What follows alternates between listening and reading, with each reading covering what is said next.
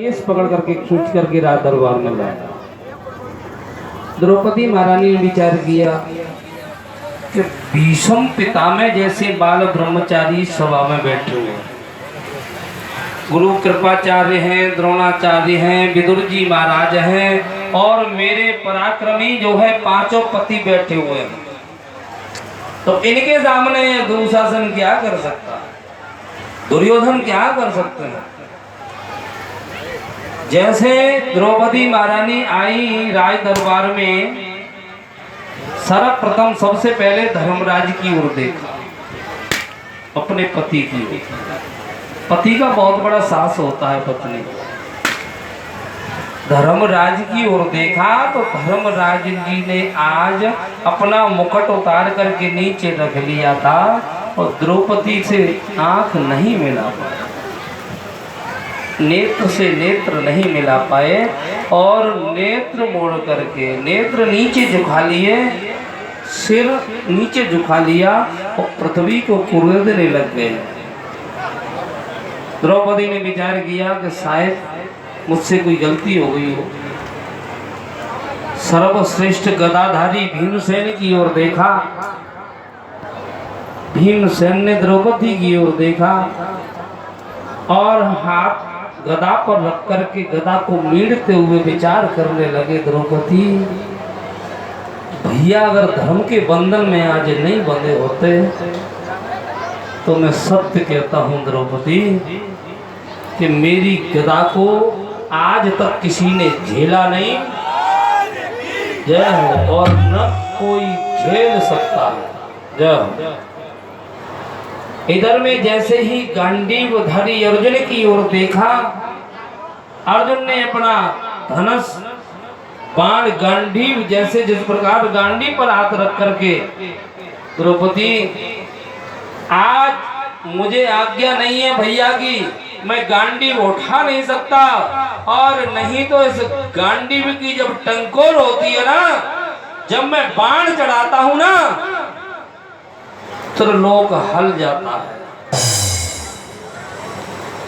ऐसे ही नकुल और सहदेव बेचारे थे ही किस बात में, और भीष्म बाबा की ओर द्रौपदी ने गुहार की, भीष्म बाबा की ओर देखा।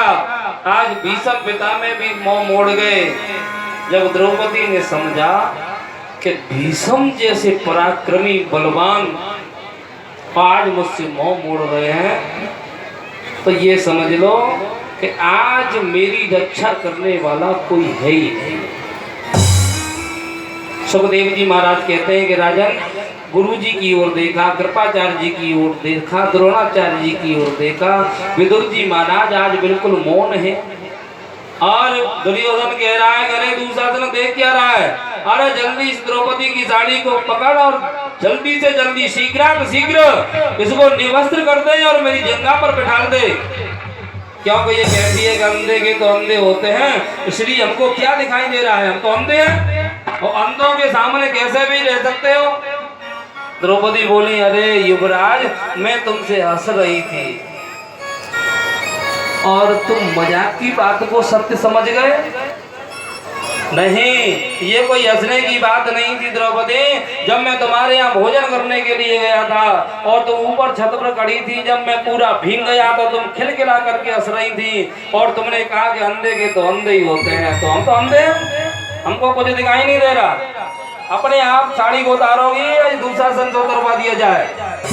द्रौपदी बोली युवराज कैसी मजाक कर रहे हो, परंतु आगे दुष्ट दुशासन आगे बढ़ा और जैसे ही साड़ी का पल्लू पकड़ा, आज द्रौपदी ने अपने दांतों से दबा रखी थी, हाथों से पकड़ रखी। प्रभु इधर में विचार किया और गांधारी मैया से भी गुहार लगाई, अरे मैया गांधारी तुम तो यहाँ बैठी हो, ससुर धृतराष्ट्र महाराज अंधे, उनको दिखाई नहीं दे रहा है, तो तुम तो देख रही हो, तुम तो यहाँ बैठी हो, अरे तुम अपने पुत्रों को समझाओ, तुम इन्हें समझाओ ये दुर्योधन क्या करने जा रहे हैं, दुशासन क्या करने जा रहा है। अरे गांधारी मैया तुम तो देख रही हो ना सब, ये क्या हो रहा है राय दरबार में।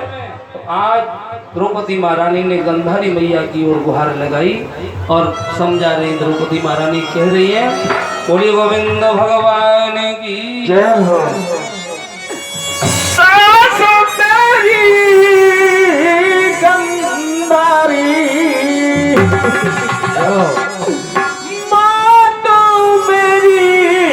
गंधारी जल्दी बचाई और मैया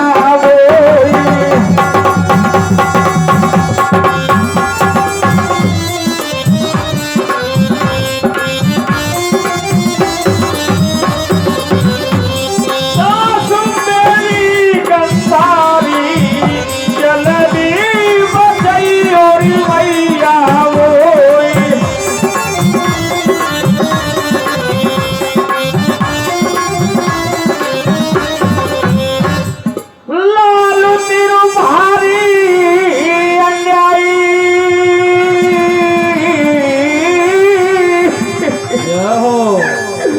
सभा में बेदर्दी लायो मांगतर मेरी माँ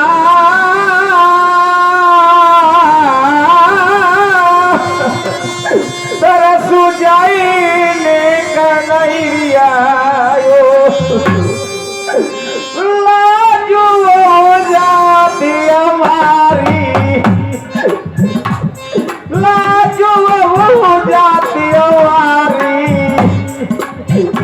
जल्दी बचाई और मैया प्यार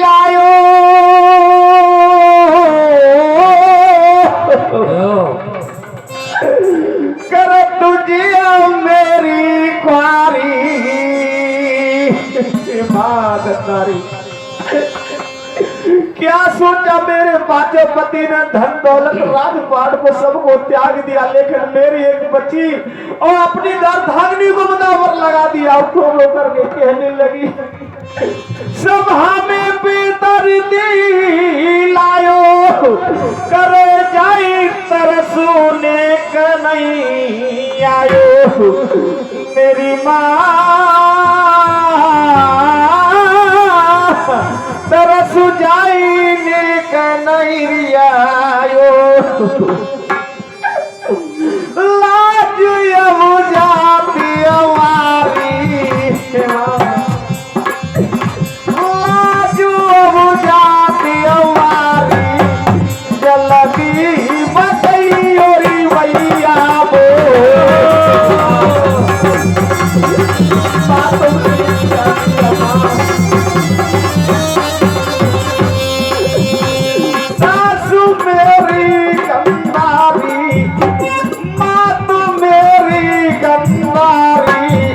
जल्दी बचाई और मैया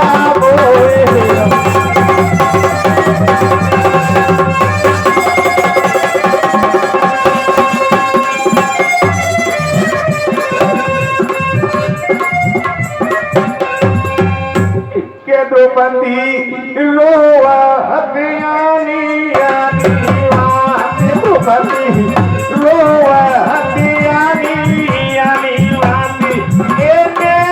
से निर्वाही रही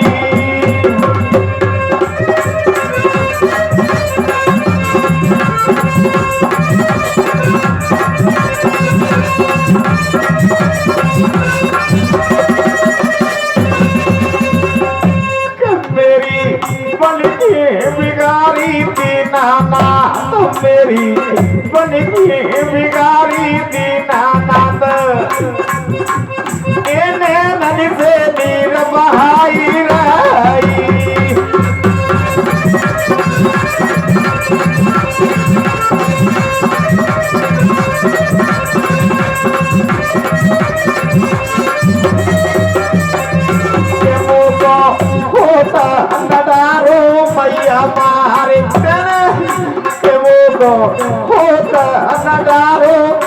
हमारे ये द्रौपदी तो ऐसे कही रही।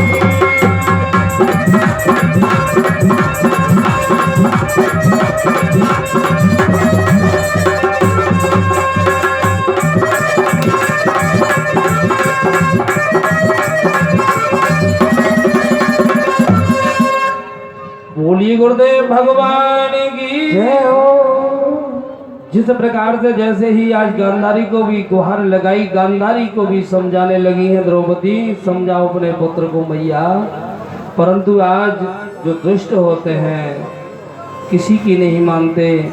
दुर्योधन ने आज किसी की बात नहीं मानी और जैसे ही दुशासन साड़ी खींचने लगा है, द्रौपदी ने दोनों हाथ ऊंचे किए और इधर में परब्रह्म परमात्मा दंत वक्र शिशुपाल का वध करके लौटे थे द्वारिकाधीश। द्वारिकापुरी में आए, रुक्मिणी महारानी जल का पात्र लेकर के भगवान को जल दिया। आज द्वारिकाधीश ने जल हाथ में लिया और वो जल का गिलास नीचे गिर गया, हाथ कांपने लगा प्रभु का। प्रभु आज आप कांप रहे हो, क्या बात है? कोई भक्त पर संकट पड़ा है या कोई भक्त तुम्हें पुकार रहा है? रुक्मिणी, जिसकी बहन की लाज लुटी जा रही हो, उसके भाई को तुम जल पिलाओ, भोजन खिलाओ, क्या फायदा, कैसा आनंद आए? कुछ नहीं। आज मेरी बहन की लाज लुटी जा रही है, उसके सामने मैं मुंह दिखाने लायक नहीं रहूंगा।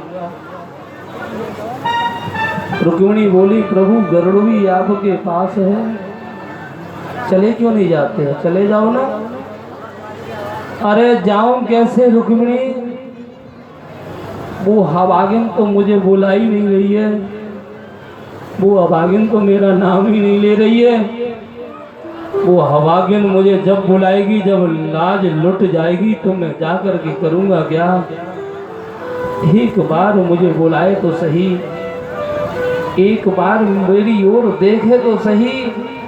वो तो कभी सास का सहारा ले रही है, कभी ससुर का सहारा ले रही है, कभी पतियों का सहारा ले रही है, संसार का सहारा ले रही है। रुक्मिणी, एक बार भी अगर वो मेरी ओर देखे और मुझे बुलाए तो मैं जाने के लिए तैयार बैठा हूँ, उसकी लाज बचाने के लिए तैयार बैठा हूँ। इधर में जब द्रौपदी ने देखा कि वो मेरी लाज तो लुट गई कन्हैया, और जब तुम आकर के यहाँ आओगे तो तुम्हें कुछ नहीं मिलेगा और मेरी लाश मिलेगी। कृष्ण, हे द्वारिकावासी, हे द्वारिकाधीश, तुम्हें पता नहीं क्या कि तुम बैठे बैठे सब जानते हो, सब देखते हो। और दोनों हाथ ऊंचे करके आज द्रौपदी ने गोविंद द्वारिका वासिन कृष्ण गोपी जनप्रिय कौरवे परभूतामा किम न जानासि केशव। हे नाथ, हे रमानाथ, ब्रजनाथार्तिनाशनम कौरवारणं मग्ना मामरुदस्व जनार्दन। कृष्ण कृष्ण महायोगिन विश्वात्मन विश्वभावना। अब लाज राख मेरी गिरधारी, द्रपद सुता आरत है टेरत, आओ कृष्ण मुरारी, अब लाज राख मेरी गिरधारी।